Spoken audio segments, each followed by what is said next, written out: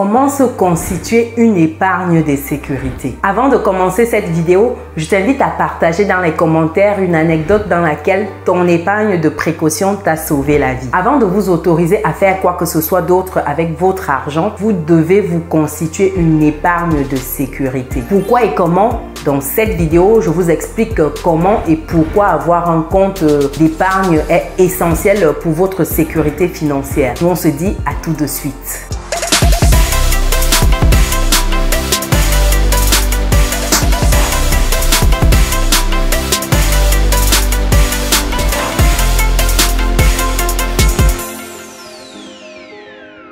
Bienvenue de nouveau sur Business et Réussite, la chaîne qui te permet de muscler ton mindset et tes finances. Si c'est quelque chose qui te parle, alors rejoins dès à présent la communauté des personnes résilientes et pense à lâcher ton pouce bleu en l'air et à me laisser un commentaire sous cette vidéo. Si tu me découvres pour la première fois, je suis Chimène Nana, entrepreneur, investisseur en France et en Afrique depuis quelques années et ma passion au quotidien, c'est de voir un maximum de personnes atteindre leur indépendance financière. Et c'est dans ce but que je partage régulièrement du contenu de qualité sur cette chaîne afin que toi également, tu puisses atteindre ta définition à toi de l'indépendance financière, ta définition à toi du bonheur. Ceci étant dit, dans cette vidéo, il est question d'épargne de sécurité. Qu'est-ce que c'est? Pourquoi est-ce que c'est important de mettre en place une épargne de sécurité? Et surtout, quelle stratégie adopter pour y arriver? Je répondrai à toutes ces questions dans cette vidéo. Commençons par définir ce qu'est une épargne de sécurité. Encore appelée épargne de précaution ou encore fonds d'urgence, une épargne de sécurité est une somme d'argent réservée aux urgences financières et aux imprévus. Le fonds d'urgence permet d'y faire face rapidement et sans frais supplémentaires. Un imprévu, ça peut être un accident, la perte de son emploi, ça peut être également une catastrophe naturelle, ça peut être des frais médicaux, ça peut être une perte de revenus, ça peut être également des dommages matériels, une voiture qui est en panne, un appareil qui tombe en panne également, une urgence familiale et bien d'autres. En un mot, il s'agit de tous les aléas de la vie qui engendreront des frais. C'est vrai que ce n'est pas en un mot, c'est une phrase. Mais bon, tu as compris ce que je veux expliquer ici. Comment se constitue une épargne de précaution? Il existe différentes stratégies pour démarrer un fonds d'urgence. Toutefois, tu devras ici adapter tes stratégies en fonction de tes objectifs et de ta situation personnelle. En stratégie numéro 1, tu dois te fixer un objectif financier précis. Se fixer un objectif financier, qu'est-ce que cela implique réellement? Avant de se lancer dans une création d'un budget, il faut répondre à cette question. Quel est mon objectif? Mon but?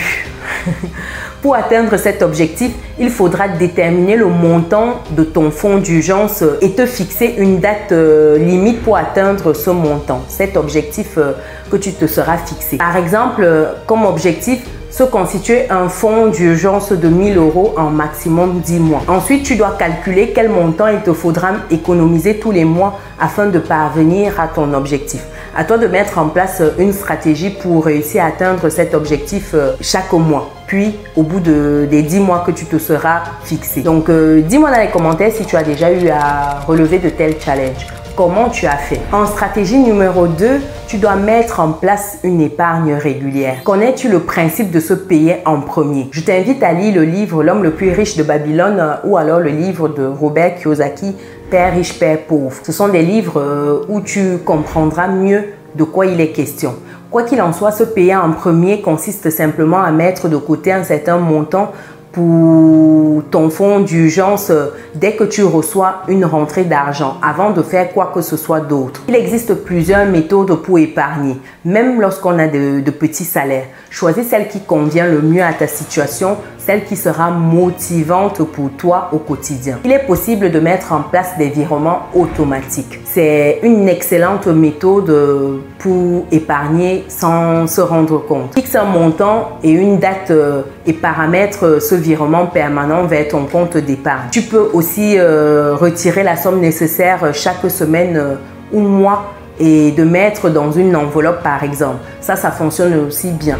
Donc dans tous les cas, l'objectif doit rester le même. Paye-toi en premier. C'est une règle d'or. Dès que tu reçois ta paye, fais le nécessaire pour atteindre cet objectif-là, de te payer en premier. Donc, de retirer une partie de ta paye et de mettre sur un livret d'épargne ou une enveloppe. Choisis ce qui te convient le mieux. En stratégie 3, avoir un compte dédié à son épargne. Oui. Tu ne dois pas avoir ton épargne sur ton compte courant ou ton compte chèque. C'est le meilleur moyen de te retrouver toujours à la ramasse. Tu dois distinguer tes deux comptes, compte chèque et compte d'épargne. Lorsque tu souhaites épargner, il est recommandé de créer en fait un compte uniquement dédié à cette épargne-là.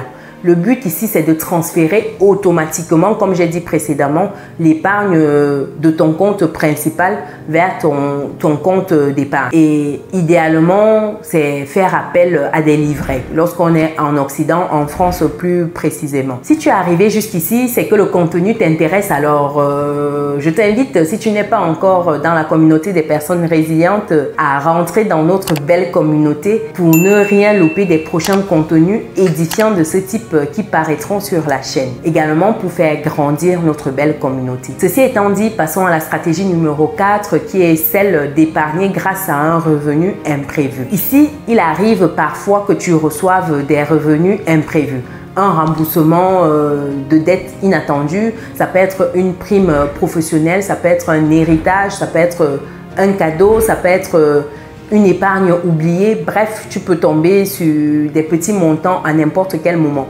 L'héritage ici, peut-être en Afrique, ça court pas les rues, mais bon, tu peux me dire en commentaire si tu as déjà reçu un héritage inattendu par exemple. Ce serait sympa de partager avec la communauté pour montrer que c'est possible en Afrique.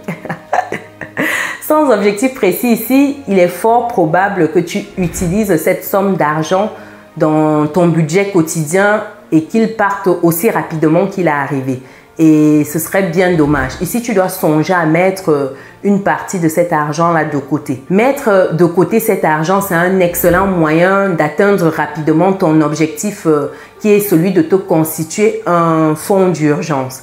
Donc, tu ne dois pas consommer des sommes imprévues qui tombent sur ton compte, que tu reçois. En stratégie numéro 5, tu dois te créer d'autres sources de revenus. Je ne le dirai jamais assez. Créez-vous d'autres sources de revenus. Si ton revenu aujourd'hui n'est pas conséquent pour atteindre ton objectif, je te conseille fortement, vivement, de te générer d'autres sources de revenus afin de ne pas dépendre seulement d'un seul salaire. Il existe plusieurs options comme la mise en location de certains biens que tu n'utilises pas régulièrement. C'est un moyen simple et rapide de se constituer une épargne de précaution. Aussi, tu peux faire le tri de tes biens comme des vêtements, des chaussures et les mettre en vente sur des plateformes dédiées, des plateformes de revente d'articles d'occasion. Tu as par exemple en France Le Bon Coin ou Vinted. Donc, c'est des sites qui te permettent de revendre facilement de tels articles. Tu as également la possibilité de prendre un travail partiel.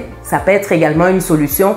Garder des enfants par exemple, proposer tes services de bricolage dans ton voisinage ou alors sur des plateformes dédiées. Tu as par exemple des plateformes comme 5euros.com, tu as des plateformes même comme Le Bon Coin qui te permettent de partager ton expérience, de proposer ton expertise plutôt à des personnes qui seraient désireuses. Par exemple, si tu sais bien jardiner, tu peux le mettre sur Le Bon Coin et être contacté pour aller jardiner chez des particuliers. Ça peut être également des moyens de te générer des revenus qui te serviront à épargner afin d'atteindre tes objectifs. C'est autant de petits moyens simples et rapides pour augmenter tes revenus et te permettre d'épargner afin d'atteindre tes objectifs. En stratégie numéro 6, tu dois suivre tes progrès et te récompenser. C'est important ici de récompenser tous les progrès et surtout de les suivre. Suis tes progrès et récompense-toi. C'est un moyen efficace de rester motivé.